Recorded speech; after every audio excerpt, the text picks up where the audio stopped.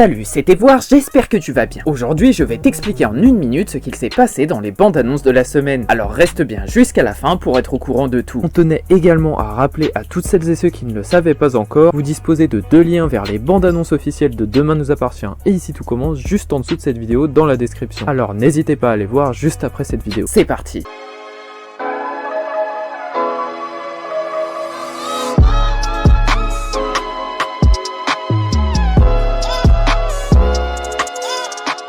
Dans un premier temps, du côté de DNA, la relation de Manon et Nordine semble définitivement terminée, et le jeune homme passe à autre chose. En effet, Timothée qui s'accorde une petite sortie tombe nez à nez avec Nordine qui se trouve avec une autre femme, et Manon pourrait très vite en être informée. Pour les Julliard, les problèmes sont encore loin d'être tous résolus, et Charles pourrait bien y être pour quelque chose. Il faut dire que ces petites manigances avec Victor Brunet finissent par se retourner contre lui, et un membre de sa famille risque sa vie à cause de lui. Puis Nour commence à douter sur celui qu'elle pensait aimer aveuglément, et elle commence à comprendre l'inquiétude de sa sœur. En effet, la jeune femme remarque d'étranges comportements chez Grégory, et les dernières trouvailles de Soraya et Victoire la confirment dans ses doutes. Enfin, pour parler d'ITC, il n'y avait plus eu aucune ambiguïté depuis la Coupe de France entre Malik et Maya, et pourtant, les deux tourtereaux vont en effet continuer leur petit jeu du chat et de la souris jusqu'à ce que tout ça dérape et que leurs sentiments évoluent. Pour Laetitia, la descente aux enfers continue encore un peu plus la semaine prochaine, depuis les troublantes révélations de Zachary. La secrétaire de l'école s'imagine retrouver l'amour rapidement, mais son nouveau fantasme est vite enterré lorsqu'elle comprend que l'homme qui l'attire aime déjà quelqu'un. Puis Tessier continue son enquête et il passe à la vitesse supérieure depuis qu'il a appris par sa fille que Mehdi a mis le feu au bleu pré. Malheureusement, la situation dérape complètement et Charlène ne sait plus quoi faire pour arrêter son père, qui semble prêt à tuer Mehdi pour ce qu'il a fait. La vidéo explicative est terminée, j'espère qu'elle t'a plu. Si c'est le cas, n'hésite pas à déposer ton like et éventuellement à t'abonner pour suivre les prochaines vidéos. Salut!